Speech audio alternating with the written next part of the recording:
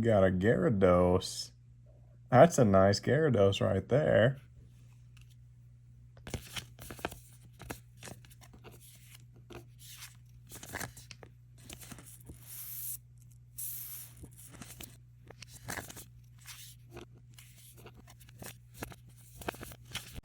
Gyarados is based on an ancient Chinese legend. In Chinese mythology, a weak carp that swims to the top of a waterfall will transform into a mighty dragon, just like Magikarp, which is generally seen as a very weak starter Pokemon, evolves into the strong Gyarados.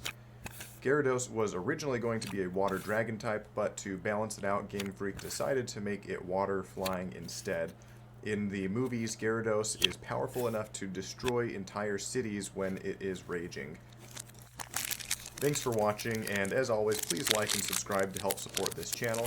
We'll be doing monthly giveaways. If you want to enter, go to sircardvault.com, click on giveaways, and fill out your information to enter. We'll be doing a monthly giveaway starting at the end of March.